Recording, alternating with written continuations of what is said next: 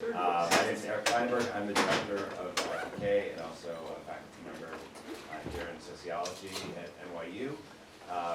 It's really nice to see so many people here today.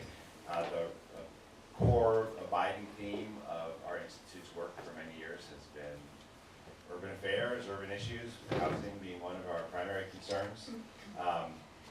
And Sharon is a longtime IPK participant. I don't want to call you a veteran, but that sounds like you subjected you to conflict. But Sharon, from the time she was a graduate student, was coming to IPK to participate in our working groups and our programming, and we were really thrilled when we found out that this project that she was doing turned into a really gorgeous book.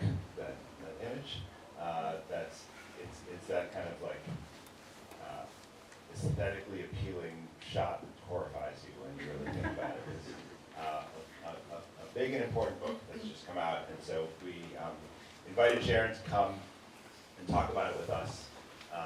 We also decided, like most IPK events, it's much better to get some fantastic panelists so we can generate conversation. And we have an all-star cast, I'll introduce in just a second, to respond. So a quick thing about the format for tonight. Sharon's going to speak for about 20-25 minutes, maybe talk a little bit with some slides, and then read a little bit from the book. Yeah. Hopefully make it feel like a book launch.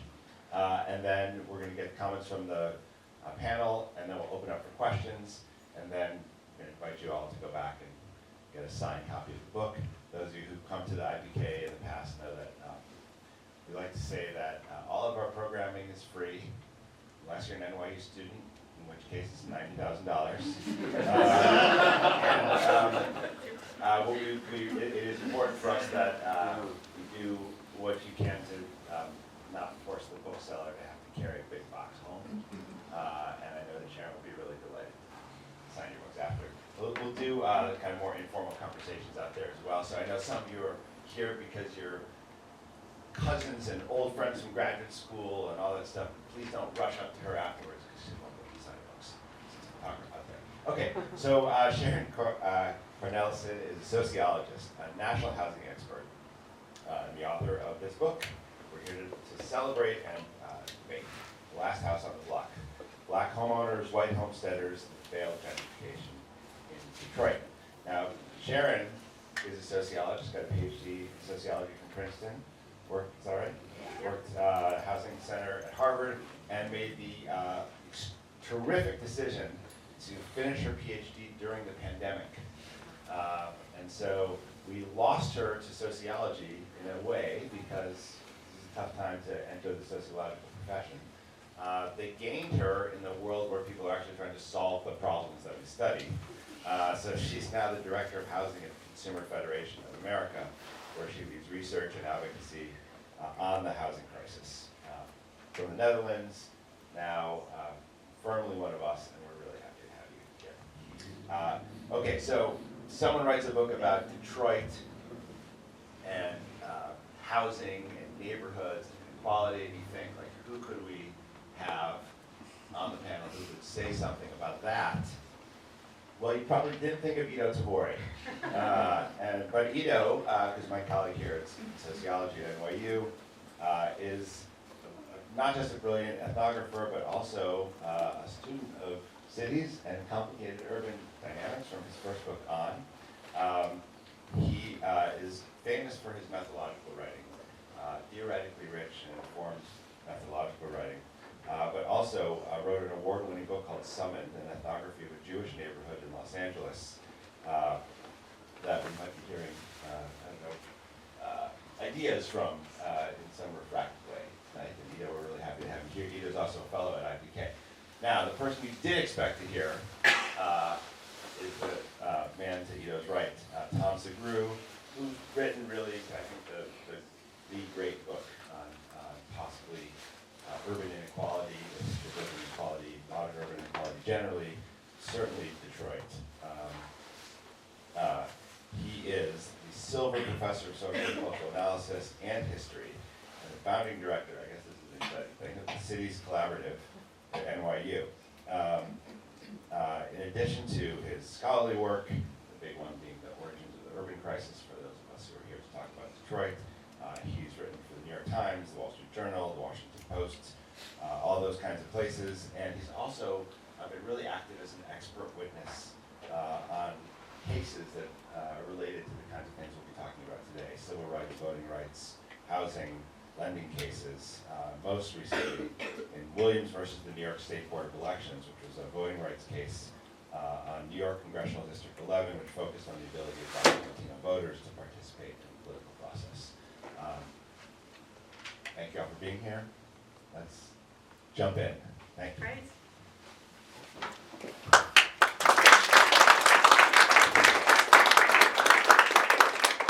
Thank you so much. Thank you, Eric, and thank you, Iddo, and from Sugrue. I really appreciate the opportunity to present my book here.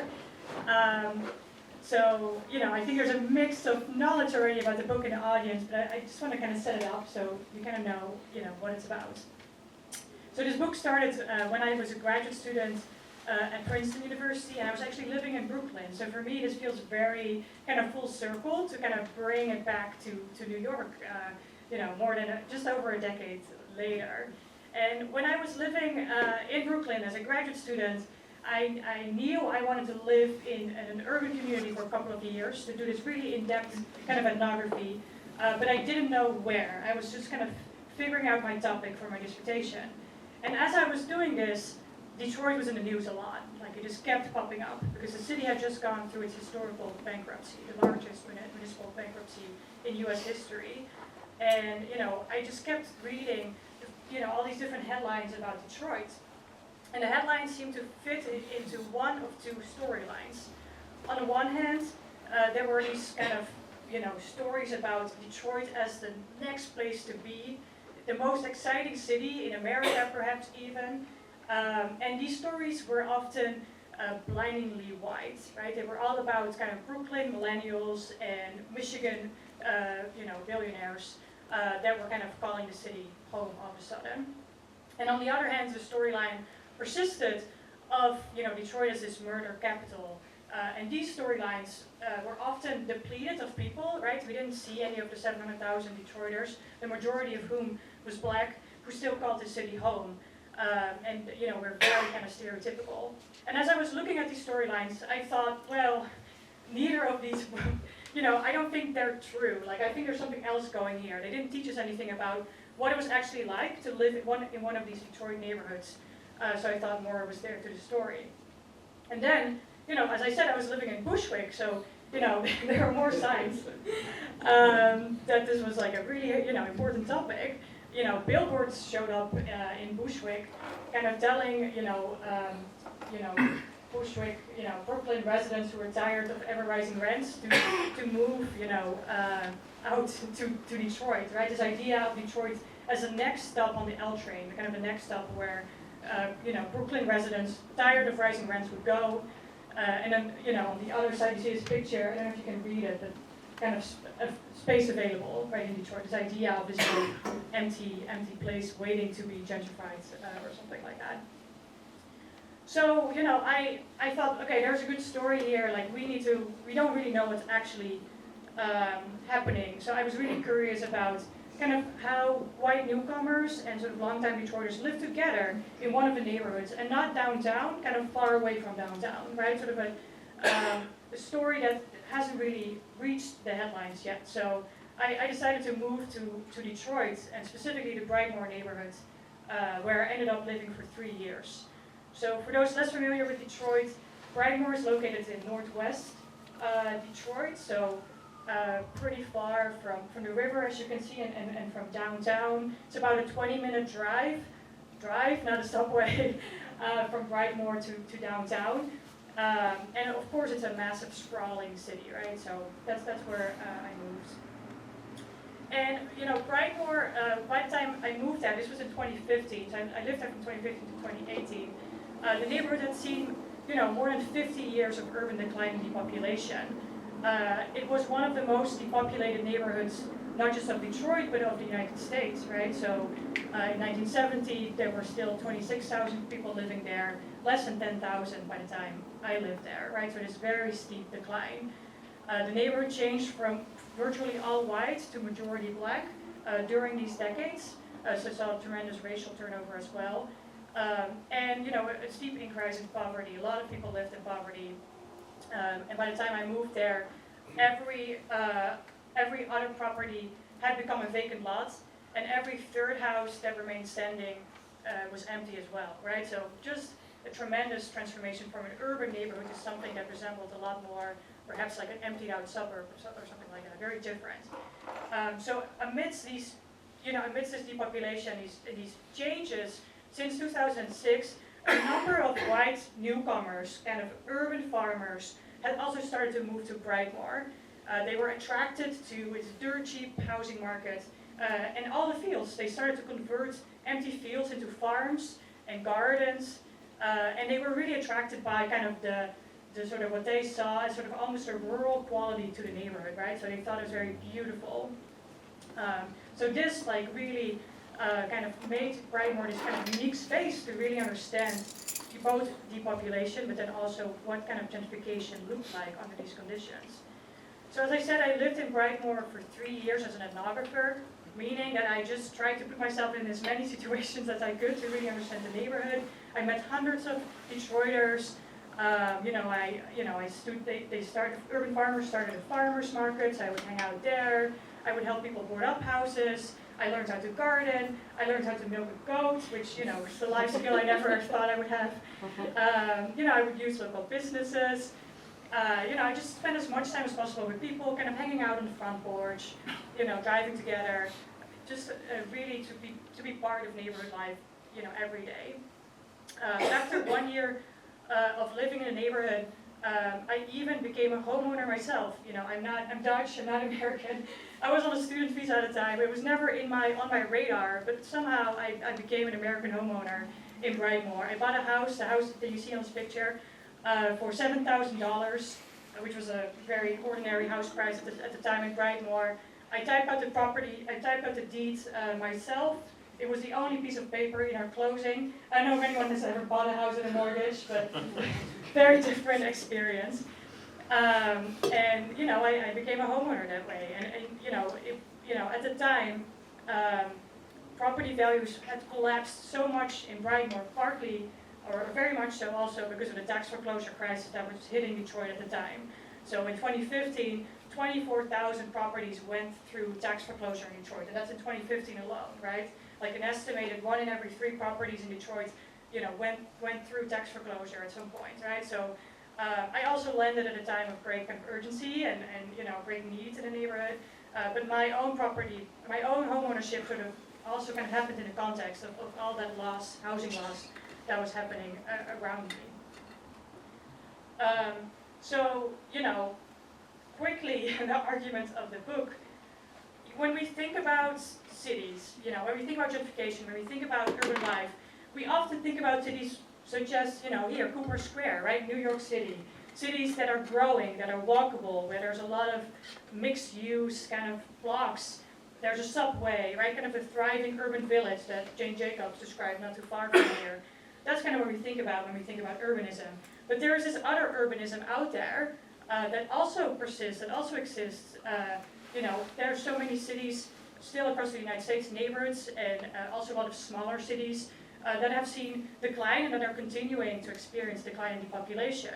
This is not just kind of the south side of Chicago, Detroit, but also Newark, Trenton. You don't have to go too far from here to still kind of encounter these kinds of neighborhoods and cities. Urban life looks very different in these places, right? The challenges of housing or housing crisis also is experienced very different in those neighborhoods. Part of the book is to kind of draw attention to these other cities and life in those places and what both gentrification and everyday life looks like in these places. As part of the book, this is just to kind of prove the point, is that depopulation remains widespread. This is a map that I made that's in the book. Every city that's labeled lost more than 10% of its population between 2000 and 2020. So this is fairly recent, right? So there's a lot of kind of smaller cities that Dayton is not in the daily news, right? We don't think about it, but it is an experience of a lot of people there. The experience of depopulation in the United States also remains a predominantly black experience, so these cities are disproportionately black in the neighborhoods that go through this. So it's also an under-recognized driver of racial inequality in this country as well, right? Something that we don't pay enough attention to. So I answered 2 key questions in the book, which I've sort of prefaced already, right? The question of what is everyday life like in an extremely populated neighborhood, right? What is it like to be a homeowner of a house that's only worth $3,000? What's it like to live as the very last person on your urban block? How do people cope with that? How do people cope with, histories of violence and the sort of ongoing experience of violence and safety in such a depopulated place, right? Where there's not many eyes and ears on the street left. How do people cope with that? So that's kind of on the one hand. And then on the other hand, why did white newcomers move to such a disinvested place, right? What were they looking for in Brightmoor? What does it tell us about gentrification, right? Like, is it gentrification? In the book I show it's an example of failed gentrification, right? We often think that gentrification, once it starts, it is inevitable. It just will keep going, right? Once the first white woman with a yoga mat kind of shows up on the street, it's done, it's over, right? You can just wait for Whole Foods to show up next, right? But it's not a natural process, right? It's not just kind of organic. It can start, it can fail, right? So the case of Brightmoor is kind of unique, and it can really show us this sort of weird case of gentrification where the white comers moved in, but the neighborhood never transformed, right? At the end of the book, in the conclusion, I came back to Brightmoor in 2023, and the conclusion talks about what Brightmoor was like kind of after the pandemic, and kind of bringing it into the present, and it was even emptier than before, right? So gentrification did not take off. So I just told you. It said yes. So the 2 takeaways from the book is to really teach kind of new things about gentrification and how we think about gentrification even. And then the second is to bring home this point that we should be talking more about depopulation and not just about gentrification, but that depopulation remains an experience for a lot of people across the country that are not being seen, that were not enough talked about, but it does shape kind of their housing experiences, their opportunities, the opportunities that their children have when they go to schools that close, right? The ways that people's biographies become tied up with the trajectories of the places that they live in. And for the sociologists in the room, right, this is different from talking about neighborhood poverty, right? It's not the same as thinking about the consequences of living in a neighborhood that is poor. There's something unique about living in a neighborhood that is declining and that's depopulating. So, the book is really driven by stories, and it's deeply ethnographic, and you get to meet a lot of different people from Brightmoor. So I thought the only way to convey that is to do a little bit of a reading. So I'm just going to end with a short reading, and then I'm going to, let the gentleman here take over. So let's see how this is going to go.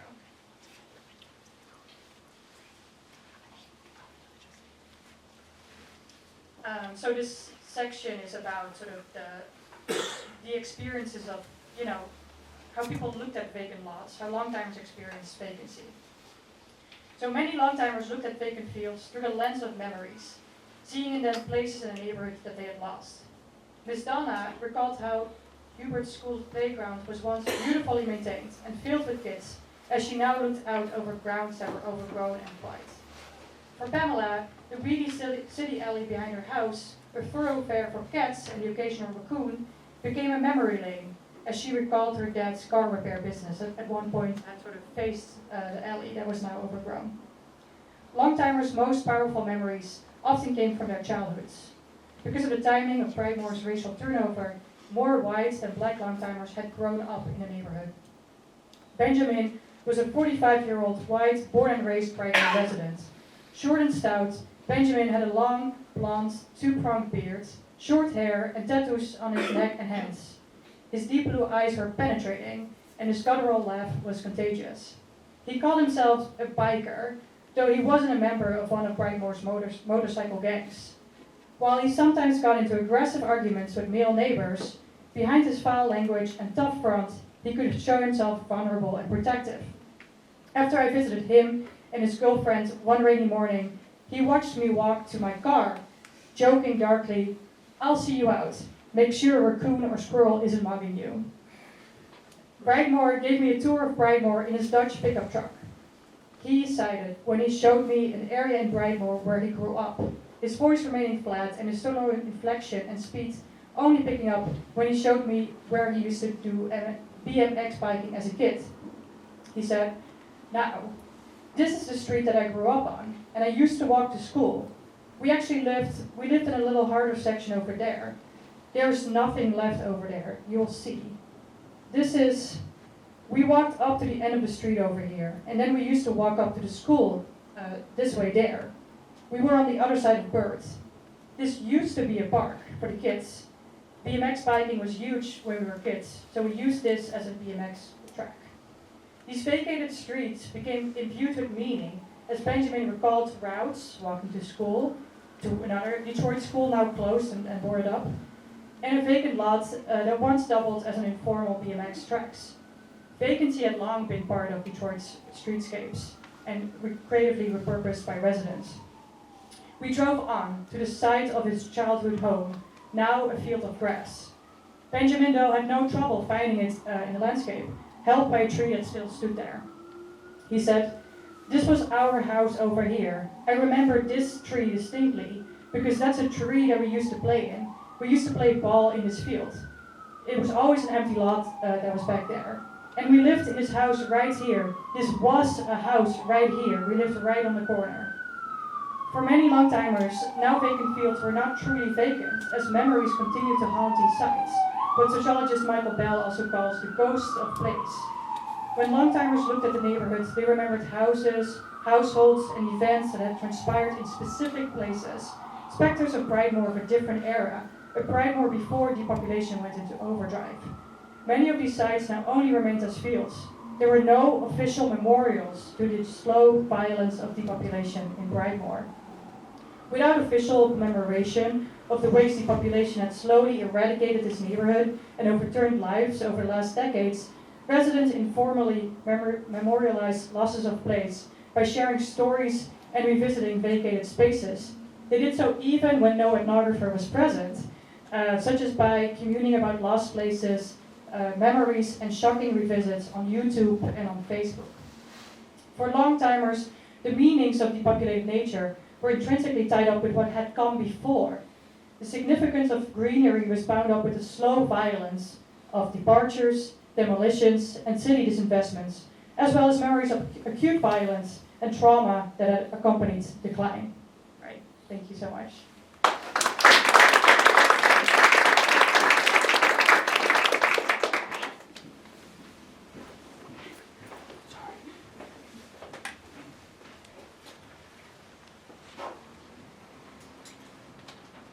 Thank you. You're not using a mic. Thank you so much for having me. Yeah. I think we've met, 15 years ago now? Sharon was a student in the 2 minutes that I worked at the New School a very long time ago, and we've kept in touch ever since. So this is incredibly exciting, and not surprising at all that it's such a thing. So let me say a few things about the book, and I will keep my comments short because Tom Sugrue actually knows something about the case, and I do not. But I do know something about ethnography, and I'm going to talk a little bit about ethnography and a little bit about what I think is so special about this book. So one of the things that make ethnography what it is, obviously, is that you go and hang out in a place, as we've just heard. But the other thing that we don't hear enough about, and we don't think enough about, is that it just takes a huge amount of time. It's just, I remember Sharon starting her journey towards going to Brightmoor and talking about it as a specific kind of book, right? This was going to be a book about gentrification. This was going to be a book about how these white newcomers come and transform the place. And we are here a good 10 years later, and it's a very, very different book. And it's a very different book because one of the things that ethnography can do is realize within the arc of a research after 7 years, after 8 years, that what you thought you were studying is not what you're studying at all. That what Sharon ended up studying is depopulation, is decline, is something that I'm going to get back to. I'm not even sure we can call gentrification at all, right? I mean, at what point when something completely fails, is it, right? And at what point does it stop being it? So there's a question here of time and ethnography. You know, what happened when it's a decade in the making? What kind of narrative arcs can we have? And I think the kind of narrative that Sharon tells us about is incredibly important. And it's incredibly important, obviously, in the United States, which seeing this map that Sharon has shown us. But the United States is actually a slightly strange case because it doesn't have population level rapid decline. It's starting perhaps to see it. But it doesn't have rapid population decline. On the other hand, if you look throughout Europe, if you look at China, if you look at Japan, if you look at Korea, that is basically what all people are talking about, or a lot of what people are talking about. And we have zero idea how to think about it, or very little idea how to think about it, because I think one of these things that reading this book really made me realize is that our sociological theories, in some sense, always assume people. They always assume that there are going to be more people. That there's going to be, I don't know, the reserve army of the proletariat is going to be right around there. That there's going to be people moving in. What do you do when there's no people? Like, how do we think about a sociology in which we have fewer and fewer people, and we do not have a good answer? And I think one of the things that is so striking about Sharon's book is that Sharon's book starts to give us an answer, right? Starts to show us what this looks like, right? And of course, you know, the neighborhood moves from 20,000 to 9,000 some people, and Sharon can't hang out with all of them, right? I mean, so she doesn't hang a lot with kids, or at least kids are not very much present in the book. There's some people she hangs out with more than with others, which is obviously the case because we can't meet everyone, and we're ethnographers, we're not survey researchers. But what she does show are these two different groups, what she calls long-timers and these urban farmers / failed gentrifiers, and how they kind of see these images of decline. And it made me realize we can start to imagine really different sociology, right? I mean, what would it look like to have this kind of sociology of different kinds of points of view into depopulation? So it's incredibly exciting. You know, the other thing that I find really exciting, and this is just given the kind of work that I do and the kind of work that I love, is this kind of thing that we like to call like phenomenology, right? The kind of experience of what is it like to live within a place, to see a place. And Sharon is very understated. She's kind of thought very long and hard about how she's going to write this book and decided there's not going to be a lot of French names here. So no Maurice Merleau-Ponty, no Bourdieu, no. Yes. But it's present throughout, right? I mean, as she was saying, what does it look like to live when you're constantly trying to deal with the fact that most of the eyes of the street belong to deer, right? What does it mean when the entirety of grass is so high that you can't see around the corner, and it starts getting actually very dangerous, right? You can get into an accident because you can't see the cars coming from the other side, and people start almost obsessively mowing their lawns, right? They're not only their own yards, but like other lawns. They kind of go around. What's going on there, right? How do they try to create not just a space of decency, but a kind of space of a livable space, a lived space, in this space that is less and less lived.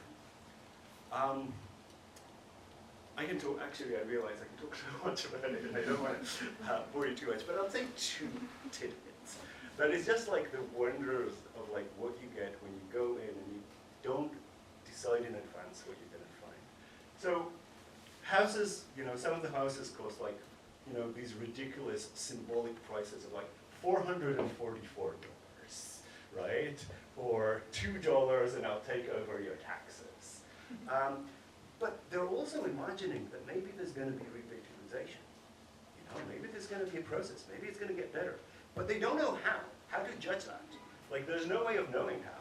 So in one of these wonderful moments in the book, there's somebody going around with their phone and they're playing Pokemon Go. And they're trying to figure out which areas will be revitalized by which areas have rare Pokemon. As if they've got rare Pokemon, it's this. Now, it's insane, right? But this is the kind of things, right? If you live in a world that's becoming depopulated, if you live in a world that you don't know what's going to happen next, you revert basically to magic. And I think part of the magic of the book is showing that. Thank you very much.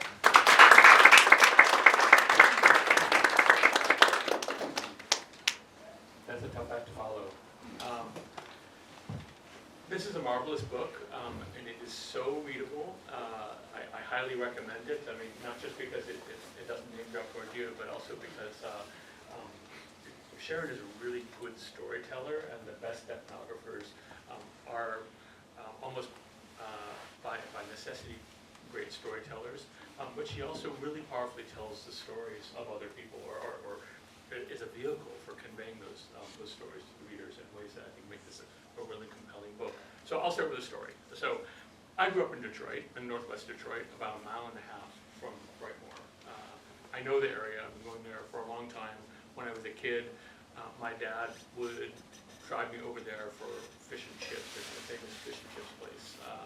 For some reason, there were a lot of good competing fish and chips places in northwest Detroit at that time. I'm not really sure why, but in any case, Brightmoor was the home of one of them, even though it was a very different neighborhood from the neighborhood I grew up in. I spent a lot of time in northwest Detroit. I go back there a lot. I poke around Brightmoor from time to time. I may have very well driven past Sharon, or her neighbor mowing the lawn, or her one sunbathing in her backyard, or many of the other characters that people this book. And I've also written about Brightmoor a little bit. It's a cameo in my book, The Origins of the Urban Crisis. But more than that, my book relies on what was then a really wonderful archival discovery. Right? When you go in the archives, like an ethnographer going into a place, not really knowing what you're going to find, you often find some pretty remarkable things. And I was the first person, other than the kind of crazy hoarder who collected them in his garage, the first reader of stacks of the Brightmoor Journal, a local newspaper published by a cranky, pre-Trumpian right-wing figure in the 1940s and 1950s, who railed on about blacks moving in when Brightmoor was far from black Detroit, who went on and on about fluoride in the water. You can imagine the type. But in any case, Brightmoor's presence today is very much shaped by that long history. It's a neighborhood that looks like a lot of other neighborhoods in Detroit too. My grandparents lived in a neighborhood that wasn't quite, as Sharon describes it, using the language of one of her informants, rough. It wasn't quite as rough, but it was a working class neighborhood of mostly blue collar workers, or people like my grandfather who was a bus driver. It's pretty abandoned. My grandparents' house is maybe one of 3 or 4 houses on that block when I last visited there. A place that's been remade by many of the same forces. And I think a powerful thread through this narrative is thinking about what depopulation means and how it shapes people's life. But more than that, and I think this is a very powerful part of this book, how people give meaning to place. This is not a historical book, and had I written it as a historical ethnographer, I might have focused on some different things. But it's a through line is the ways in which people reflect on the meanings of the place and their experiences of the place based on their personal understandings of the past, or maybe their selective understandings of the past, particularly around issues like crime, but also their understanding of the transformations that have wrought and remade large parts of Detroit, including Brightmoor, over the last several decades. But there's also a really important contribution I want to talk about just for a quick moment to those of us who are urbanists that goes beyond Brightmoor or Detroit, which Sharon discussed briefly, but I'll amplify just a little bit, which is that this is an important contribution to what I see as a pretty problematic body of scholarship on gentrification. We know a lot about Williamsburg or Wicker Park in Chicago or gentrifying neighborhoods of the Mission District in San Francisco, an early gentrifying place, relatively speaking. We know about gentrification in London. We know about Jane Jacobs' West Village. But we don't know very much about these vast and really important places that have been not transformed maybe, or transformed in different ways than through gentrification. For many urban boosters, gentrification has become kind of a panacea, a fix-all. It's a way to bring life back to the cities. And Sharon begins by looking at the ads in Brooklyn, but if you read 90% of the coverage of Detroit in major national newspapers like the Times or the Wall Street Journal, over the last 10 years especially, the narrative is Detroit is back. It's back, it's exciting, you can find good restaurants, you can go to cool art galleries, it's got a thriving culture. And it is back for a tiny segment of the population that spends $175 or $225 on a meal for two, not counting the bottle of wine. But large parts of Detroit have not changed as a result of gentrification, which is largely concentrated in an expanding but still small, about 8 square miles of a 139 square mile city. So Sharon's take on gentrification, I think, is important for a number of reasons. Perhaps most importantly, looking at varieties of or deviations from the conventional narrative about gentrification and American urbanization. It moves past the cliche-written accounts of gentrification, which often follows almost a predictable teleology from decrepitude and disinvestment to artists and cultural producers, the Richard Florida types moving into investors coming in, to wealth moving in, and that's a story of a lot of metropolitan America. Even in metropolitan areas that have lots of gentrification, there are other phenomena that get obscured by our almost single-minded focus on it, which is that metropolitan America continues to sprawl hugely, and the number of people who move into gentrifying neighborhoods is a pretty small fraction even of heavily gentrified metropolitan areas. So we need to, in other words, think outside the box and think more broadly and interestingly, and this book is really compelling in doing that. So I want to turn to another Detroit experience I had around the very same time that Sharon started doing her field work in Detroit. Detroit's just coming out of the Detroit bankruptcy, and I'm invited to Detroit. I go there pretty often, and I'm invited to a really cool afternoon. I get to go to the Detroit City Planning Commission and spend the whole afternoon with the then Director of City Planning, Morris Cox, who's a really brilliant planner, one of the most prominent black planners in the United States, who was brought in, and he surrounded himself with lots of really talented young people, many of whom were being funded by the philanthropic grants that flowed into Detroit in the aftermath of the bankruptcy to rebuild the city. We sat around, had coffee and donuts, and we began discussing what the serious problems facing Detroit were. We talked about neighborhood revitalization. We talked about something actually that fits in really interestingly, although it doesn't show up in Sharon's book, a plan that Morris Cox's predecessor at the City Planning Commission and city officials with foundation support had put into place called Detroit Future City. And Detroit Future City was taking this 139 square mile city, essentially cutting off all city services to depopulated sections like Brightmoor and concentrating resources in the neighborhoods that still have the traditional amenities, vitality, walkability of other cities. You can imagine that met with really, really fierce resistance in Detroit, particularly from longtime residents of mostly black communities, the vast majority of Detroit's population, who saw this as urban renewal 2.0. We're going to blast away the black neighborhoods, create lots of open land, and then investors will roll in and take it over. In this context, though, as we sat around and had a conversation, I asked, what are the opportunities you see? And they talked about different projects they're involving on, mostly small-scale demonstration projects, because Detroit didn't have very much money, and still I said, what do you think are some of the big problems Detroit's facing? And someone, right away, one of the young planners in there said, gentrification. And I said, okay, and what else do you think? And gentrification, people started nodding. It's a really serious problem facing Detroit. And I stopped, and I said, I'm going to say something that's you might find controversial, but I'm going to say it anyway. Gentrification is the 10th or 12th biggest problem that Detroit is facing. There are so many other problems that are plaguing the city. Gentrification, I'm not discounting it. There are ways in which Detroit is shaped by gentrification negatively, particularly the massive concentration of private and public sector resources on that small gentrifying part of the city. But it's not causally or in everyday life the most significant problem facing Detroit. There are many, many others.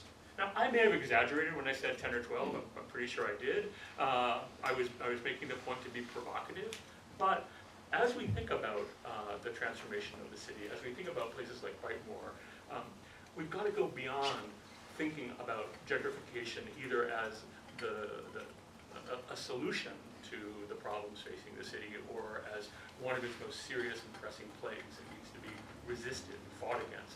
In places like Detroit, the story is a lot more complicated. And Detroit's story, as that wonderful map that Sharon puts up shows, is a story that's common to Gary and Hammond, and now an increasing number of suburbs in these metropolitan areas that are witnessing really rapid depopulation.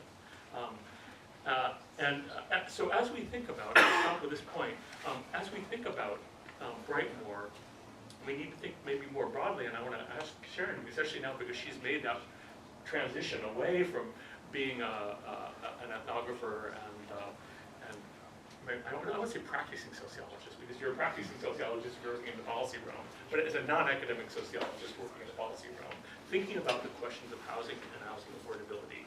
And I want to pose just a couple of ideas to bring the conversation kind of building off of Sharon and think about if we rethink gentrification, as she powerfully suggests that we do in this book, if we think about decline and depopulation in metropolitan areas, what other frameworks can we begin to kind of bring to the story? I'll focus on just two. One is precarity.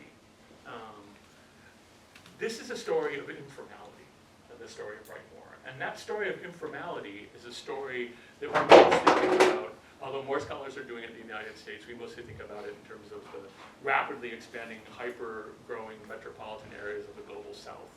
Favelas in Rio and Sao Paulo, the shanty towns on the waterfront of Manila or of Lagos, right? But informality is very much a reality in places with precarious, even affordable housing, as Sharon really powerfully shows. You can buy a $4,000 house and still face all sorts of profound insecurities, and some of the most powerful passages in the book almost make you smell and feel the buildings that you're in, the water dripping slowly from a leaking roof, the wind blowing through a plastic tarp that's covering a broken window. These are really powerful stories, but they remind us that Brightmoor is a place of precarity. Indeed, it was a place of precarity when it was built. She draws from, and I draw from in my book, in just one passage, a 1940 account of life in Brightmoor, where it's already described as an incipient slum. The houses are mostly, less than 1,000 square feet, mostly on one floor. Most of them don't have basements and foundations or on pilings. They're pretty shabby to begin with. And that kind of housing becomes precarious and abandoned a lot more quickly than some of the more solid housing. I mean, one of the shots looked like maybe it was Newark or Philadelphia or Baltimore with all the row houses. Those things stand for a long time just because they're better built. I mean, that might be running down. They might be totally rotting from the inside. Their roofs might be torn out.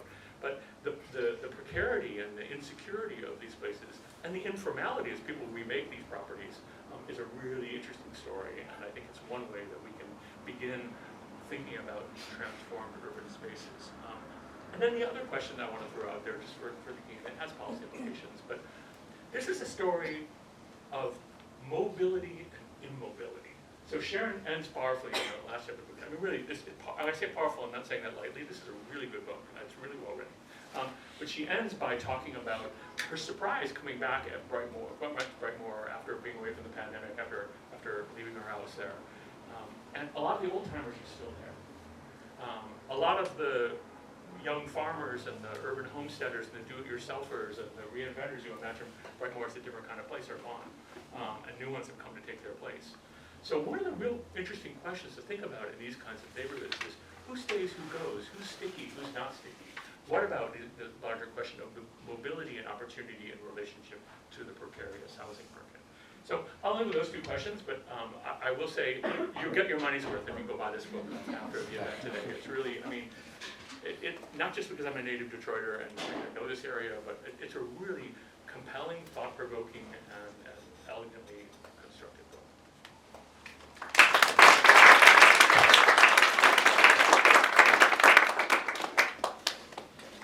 And you always give some good reactions, and then thank you so much. I mean, it's so special to, you work on this for 10 years as a student, and, of course, I mean, Tom's book was one of the first books I read for my dissertation proposal, right? Like, that was like one of the first books that I had to read about Detroit, so just want to express my gratitude for, both your kind words. I mean, I think Iddo's strength is always to kind of think bigger, kind of come up with a theory of unpeopled sociology, right? Like, what would that look like? And I kind of love the sort of broader thinking about that. And I agree with you. I think in the conclusion, I gesture, I sort of gesture a little bit to depopulation in Japan or southern Italy, like the €1 homes in southern Italy, sort of the aging populations in these places. There's the issue of climate change and climate risk. I think our current Fed chair, Jeremy Powell, said it 2 years ago in front of Senate banking. He said, well, there's going to be places where there's no banks, no mortgages. The climate risk is happening, and it is starting to impact new parts of the United States and the world. Where homeownership may not be possible anymore, just a few decades from now. So I love that kind of broader framework, and I love, of course, the phenomenology is all there. It's just Merleau-Ponty is never cited. I mean, he may be cited, but it's never cited. But it was the guiding spirit throughout the book, and you were, of course, a big part of that. So I love that. There's still that. You reckon you found it in the book, even though I sort of hit the references. I hit the lead a little bit because I wanted it to be more publicly facing, right? I wanted it to be open even for undergrads. Kind of, it's not a book that's just for the academy, but it's a broader. I was hoping to reach a broader audience. Tom's comments. I think the framework of gentrification is so dominant that we almost cannot do outside of it. We have to relate. I felt when I was writing this book, I had to relate to it somehow. I cannot not talk about it. So that was difficult. So that's why sort of the failed gentrification is then it's almost a way to kind of bring in people interested in gentrification in the book and then shock them with decline. It's a little bit of a trick, right? To bring in people that are interested in gentrification, and they will find their gentrification facts in the book, but then also bring them into this different world that they may not be thinking about right yet. So I think that's part of the something that we have to relate to. And yeah, I like your what are different vocabularies almost that we can think about urban life and urban inequality, right? That's more like around precarity and informality. I very much relate to your question of mobility and immobility.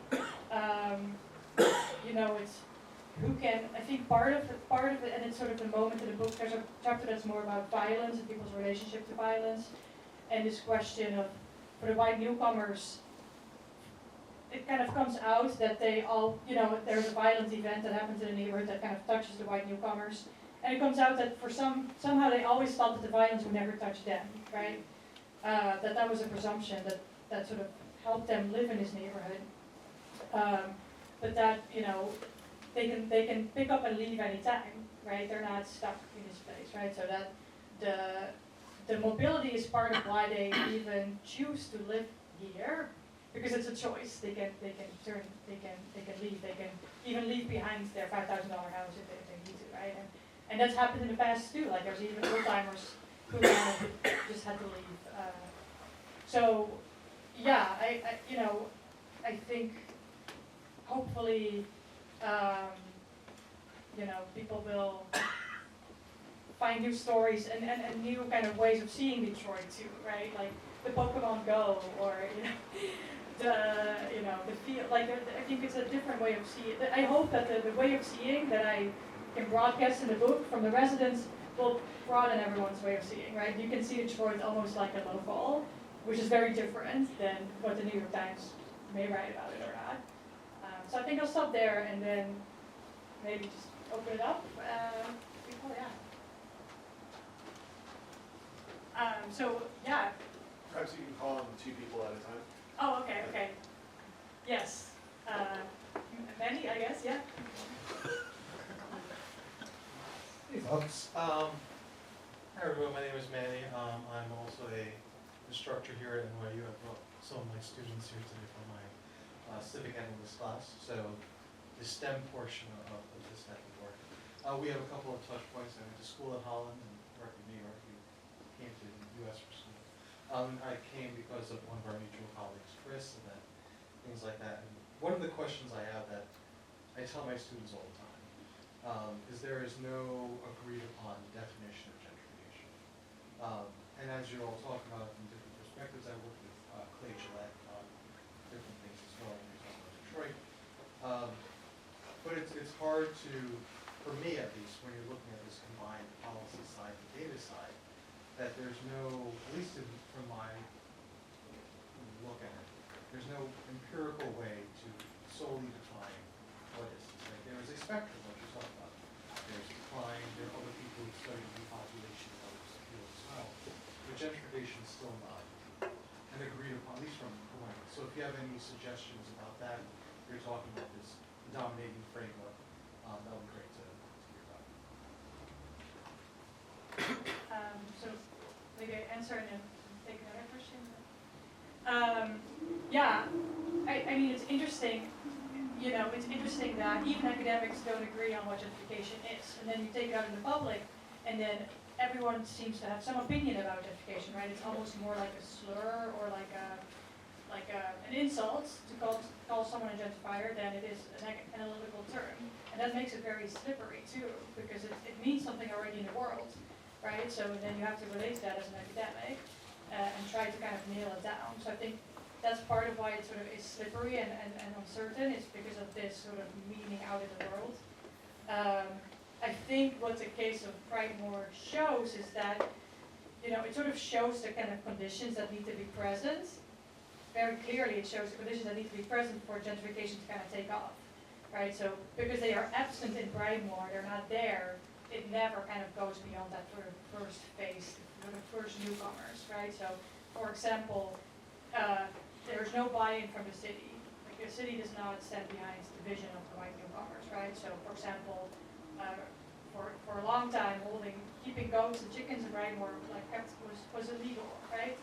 So they did not buy in. The city did not kind of stand behind the vision to promote that.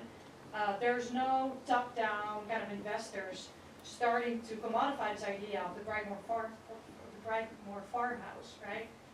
If you read Sharon Cornelisson's Loft Living, kind of the loft became something that became commodified and valuable, right? Something like that could have happened in Brightmoor. Like there's houses, there's all these like little bungalows like this, right? It could have become this sort of new aesthetic of life, but it didn't become broader than that, right?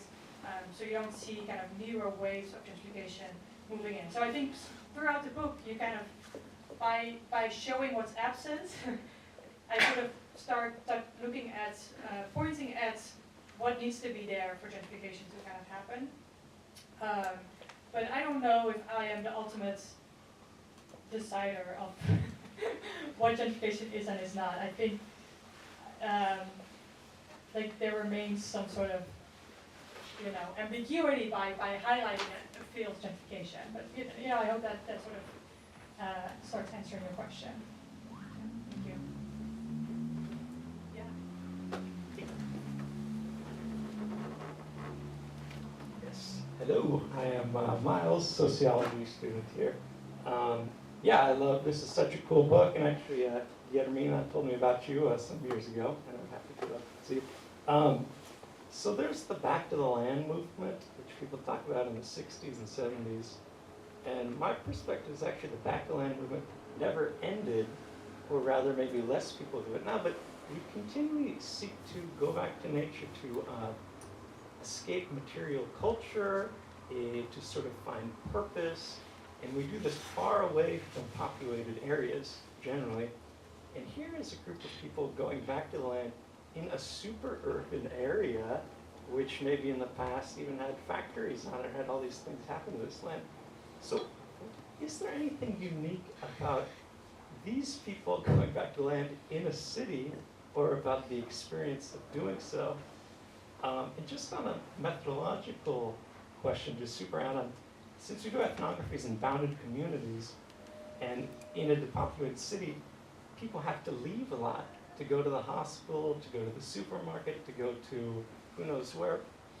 How did that factor into your research? How do you think about that when you're studying a depopulated place? Yeah, super interesting questions. Thank you so much. I talk a lot in the book about sort of the countryside aesthetic. That the newcomers looked at a block like this, and they would say, "Wow, it's beautiful. This is a wildflower field. It's supporting the bees, right?" So they did see the country when they saw Brightmoor in some ways, right? So it did fit in that sort of mindset. Some of them, at least one couple that is described in the book too, ended up moving to upstate Michigan, so they bought land.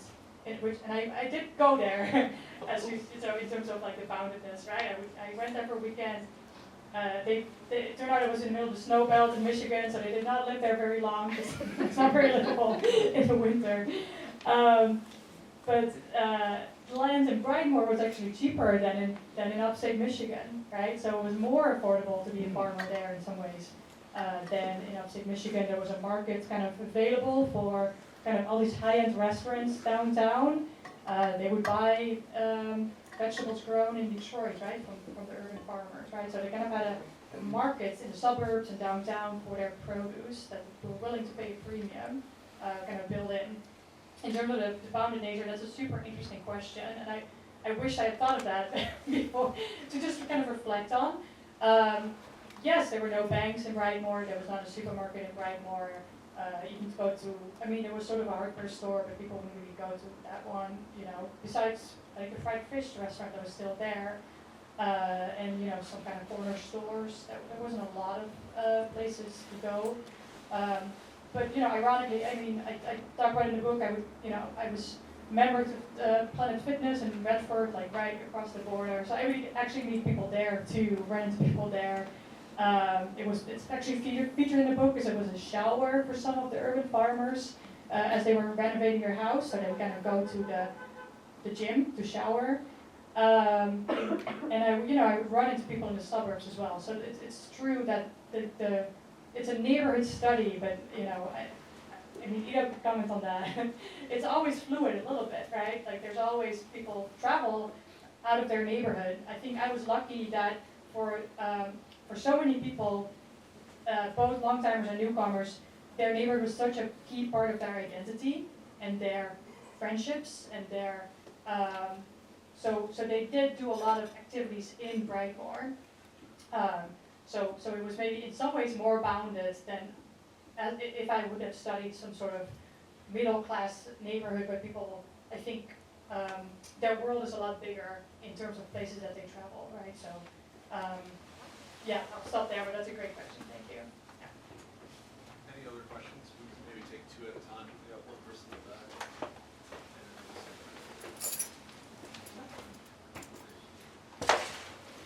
Hey, thanks for sharing about your work with us. I was thinking about the fact that I think one reason why the kind of traditional narratives of gentrification are so popular is because it's very easy to identify winners and losers and to tell a really clear story about who wins and who loses. And I feel like it's something that's interesting about the story you're telling about depopulation and decline is that I can imagine a lot of losers, though I'd like to hear also about who you think the losers are from this process. But the winners are to me a lot less obvious. And I'm curious if you think there are winners. Are there people who profit or benefit in a non-financial way from this process? Yeah. Thank you. And then we have a question over here. I can just talk. So I did some work in Niagara Falls, New York in 2015 and 2019. And interestingly, at the time, people in Niagara Falls were looking at Detroit. Like, how can we deal, Niagara Falls lost half its population from the 50s to the 90s. And they looked at Detroit, how can we redevelop? They're doing interesting things. But one of the things that was happening in Niagara Falls was they were drawing people, they were drawing Sikhs. A lot of immigrant populations were moving in the area. They were getting people from the Middle East who were actually coming down from Canada into Niagara Falls to kind of resettle areas. And it's kind of a different strategy than getting people from Bushwick, to make that move. In the sense people were bringing restaurants and different kinds of businesses. And certainly, you alluded to Ford about we're not yet seeing zero population growth. Migration is a big part of that story. Is that not part of what's happening in Detroit at all? People from other places coming in? Yeah. Thank you for these questions. Regarding winners and losers, I think one thing, we often talk about gentrification causing displacement and sort of pushing people out of their homes, out of their communities. I think one takeaway from this book too is that decline is also doing that. It's also driving. People are losing homes because of decline, because their home is only worth $3,000 and their roof starts to leak and they have no equity, they have no savings, right? So, is it worth it to put up, is it even worth it to put out a $10,000 roof on a $3,000 house? But then also how you're going to get that money, right? If your only asset is that $3,000 house, right? So I think there are sort of people are losing, not per se because of the white newcomers, they were already losing, right? So the white newcomers are not driving out Detroiters and Brightmoor, but they are benefiting from, they are able to capitalize on that decline, right? They're able to buy the $3,000 home that someone else has lost, right? Like even my own property that I bought, it was $7,000 because all the Detroiters losing their house around me. So even though that particular house was not a house that a Detroiter had lost, the conditions were still shaping that, my opportunity to buy that house, right? So that's very much sort of different than the traditional story of winners and losers. I think the question of the immigrants, we're sitting, I think Thomas will have more to say about this sort of in sort of the context of the history of Detroit. But there's definitely like parts of Detroit, of course, like Dearborn and Hamtramck, that have seen a lot more influx of immigrants and are doing a lot better as a result too. They're a lot more populated and thriving. In Brightmoor, there's a little bit of that starting to happen. So there's like people from Senegal, for example. There's some African immigrants starting to move in, which is like interesting to watch. That's something. Again, there's 9,000 people. We also have to make choices about which communities you want to kind of highlight within. But like that's sort of interesting as sort of that's something I definitely think for a lot of mayors of small cities. Why not look there, right? Like why are you always trying to attract a creative class, right? It seems that every mayor, I lived in Brockton for a while, which is like a suburb out of Boston, majority black city, and the city planner there too, like wanted to attract a wide creative class, and it's like, why are you doing that when there's like everyone from Haiti, Cape Verde is here? Yeah, draw on those strengths. But I agree that that's another fact that we don't talk enough about for these cities. Yeah, thank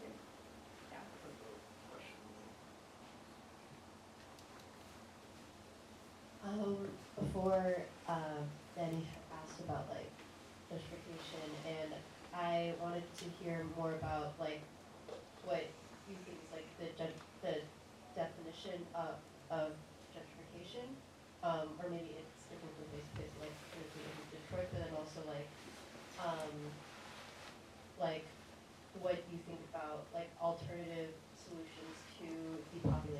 that are like more equitable and just than gentrification?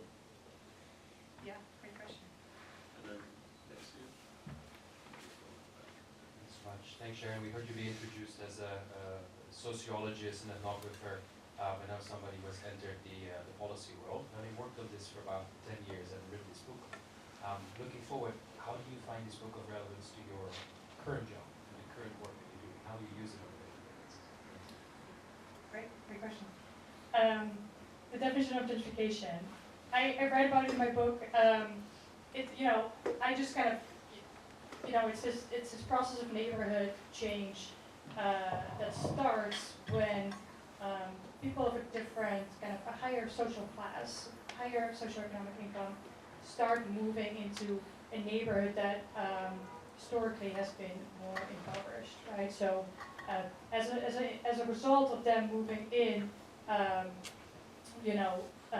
home values start going up, rent starts going up, and investors start following, and they're, over time the neighborhood becomes transformed into kind of a middle class neighborhood, right? That's no longer affordable to the residents that used to live there. So that's sort of the basic definition. Oh, you found my. Page 8, 9. That's actually one of the best definitions I've seen of gentrification. So That's great. That's it. Page 89, yeah, okay. Oh, 8 and 9, page 8 and 9, I was gonna say. That's sort of the, I'm sorry, yeah, ask the second part of your question. I'm trying to remember your second part. Like when you think about like alternative solutions to Oh, yes, yeah, so I think one thing that I really observed when I was in a neighborhood is sort of the importance of residents that are already there, helping them stay in their house, right? And it can be very basic. So I'm talking about like home repair grants. I mean, tax foreclosure reform that has happened already a ton, partly through lawsuits, right? Through kind of disparate impact, kind of Fair Housing Act lawsuits to really force the hand of the city and the county to transform a tax foreclosure system that was very extractive and disproportionately impacted the black residents of Wayne County, right? So the people in Detroit. So really emphasizing sort of making investments rather than just demolitions in these kinds of neighborhoods. That's sort of a really good starting point. Leaning on the visions of residents and what they like to see for their neighborhood. Bridging the distance between the city planners downtown and the neighborhood, right? Really bringing, being more of an ethnographer almost as an urban planner rather than kind of coming in from, a lot of these urban planners kind of come in from New York City and then they want to work on Detroit because it's exciting, right? But like, what do they know about the actual issues, the top 10 issues in Detroit? It's like that sort of, these are kind of takeaways from my really grounded work that kind of can start transforming neighborhoods like Brightmoor. And then the question about my work, in so many ways it is informing what I do every day. So right now I advocate in Washington DC on behalf of especially lower to moderate income consumers for kind of more equitable and fair homeownership opportunities and mortgage access, which is difficult to do this year. It was better last year. It was easier last year. But I think I bring this awareness that homeownership doesn't always deliver. It can really fail people, and it has failed people, and it will fail people again if we're not careful. And that in order to promote equitable homeownership, we have to think about places like Detroit too. We can't just think about places like New York City or Boston, right? Like it's not just, we live in a housing crisis, but it's felt very different in different places. And there's still, unfortunately, places where homes are too cheap, right? So like I'm writing, in my current job, we wrote a whole report about uninsured homeowners, which again, I've met a lot of uninsured homeowners, people that do not have homeowners insurance for their house in Brightmoor, so that inspired me to do that work, which then became relevant because a tornado hit St. Louis last year, and they called us, right, to talk about that. I've done a lot of work on small dollar mortgages, which are mortgages for homes less than $150,000, very, very difficult to get. It's kind of a modern day redlining. Banks are not required to lend you a mortgage that small, but it means that entire parts of not just Detroit, but also a place like Eastern Kentucky where we went last year, still remain excluded from mortgage credit, right? So that's a lot. I'm talking to a bunch of people about that, right? And in fact, there's some bipartisan interest in that. So it's not, because it's both an urban and a rural issue. So there's a lot of issues that also connect to advocate for it that are not just happening in Detroit or St. Louis or Baltimore, but also in Mississippi and Kentucky, right? So it kind of, there's a broader, this is one informal housing market, but there's a lot of other places like that across the country. So it's been great to have the privilege, I guess, to speak for people in that capacity. Yeah, thank you. We have time for 2 more questions. We have one in the back. And then, sorry. We can maybe do a speed round and try to get... Okay, I'll talk fast.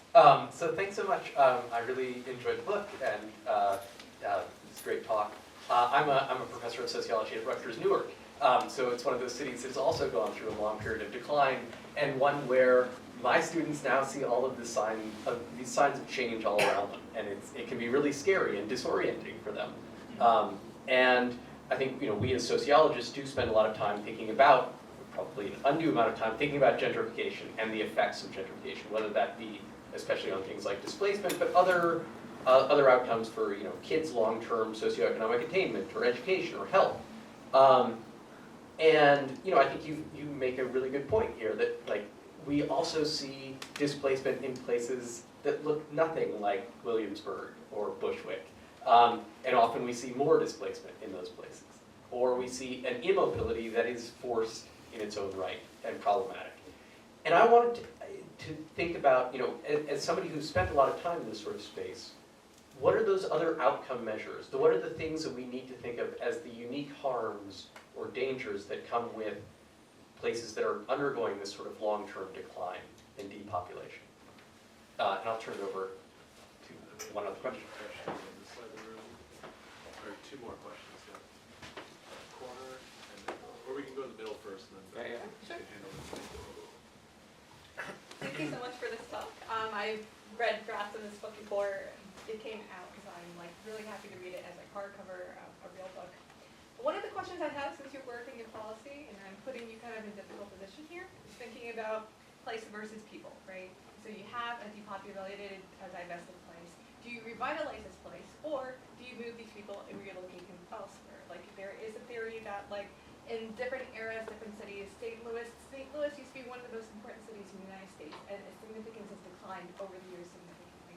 Places like Baltimore, Philadelphia, their importance in even Eastern Kentucky, when back when coal history was huge in the early 1900s, right? The significance of these places wavers quite a bit. So do we relocate them and move them elsewhere to places of opportunity that are safer, or do we try to revitalize places such as Brightmoor?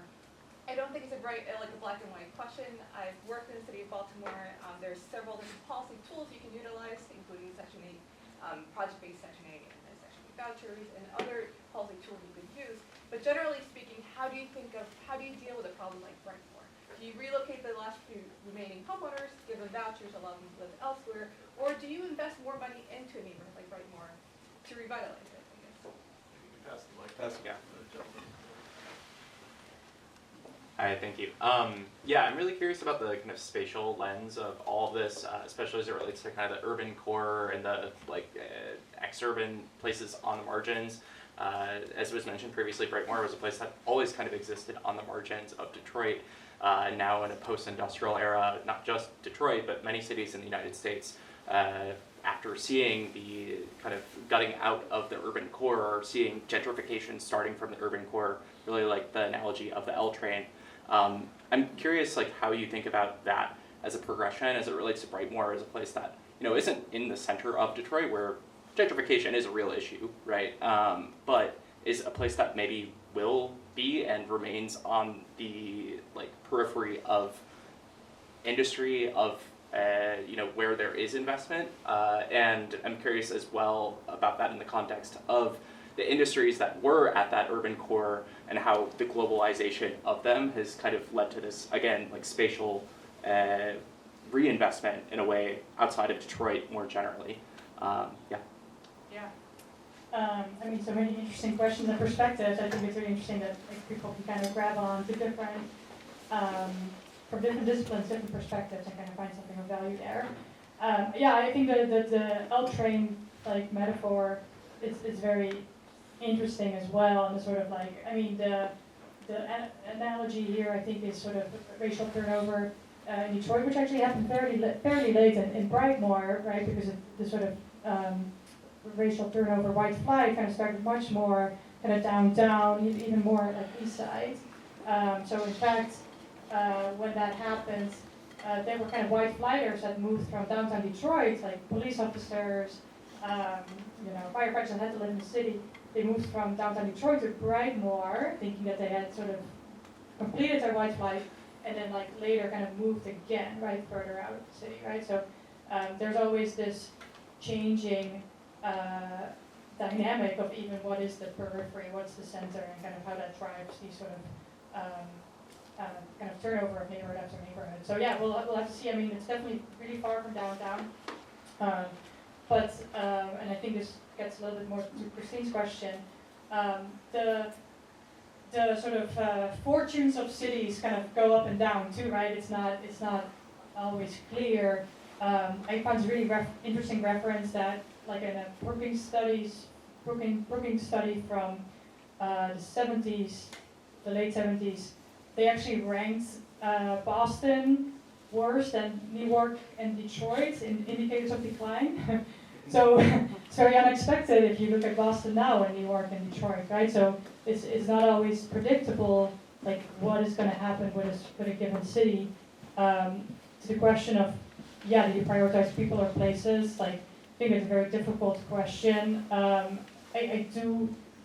can say that part of the future of, and I end the book on this, part of the future of Brightmoor is going to be more or less like a lake Brightmoor. So he has initiated some eminent domain in a part of Brightmoor to move people out. But the question is then, yeah, where can these people move, right? Like what kind of opportunities do you give in turn? Will a Lake Brightmoor be an amenity? Will it be a nice lake? If so, are you going to build mixed income housing around it, right? Like for whom is the place that you vacate? Like I think that's an important question. And where will people go? Especially in our housing crisis, like that's not automatic, right? So I think that sort of answers both questions of that. And then as to Peter's question of sort of indicators of decline that we should be thinking about, or indicators of depopulation, I think one really interesting takeaway that I keep, I've been talking to people at Fannie Mae and Freddie Mac about this too, who are these companies are filled with economists, and they've been like shocked to hear this. And I said, well, most of your data will not actually, all these home sales do not even show up in your data. Like all of this, home sales are not recorded on the MLS. There's no realtors, like there's no mortgages. Like you have no idea what's happening. And they're like, wow, never thought of that. So that sort of complicates the kind of quantitative impulse to kind of quantify decline. I think the informality makes it very difficult to actually capture. So maybe we do need new data sources that are more, maybe a little bit more ethnographic or more that recognize the ambiguity. Because as long as we are just, as long as we are just kind of publishing articles based on the data that's there, we're missing so much, right? So I do hope that, maybe there's, people will read the book and they're like, oh no, Sharon, we can't quantify that, but I think that's part of the tension there. So, yeah, thank you so much. Yeah. Thank you, Sharon.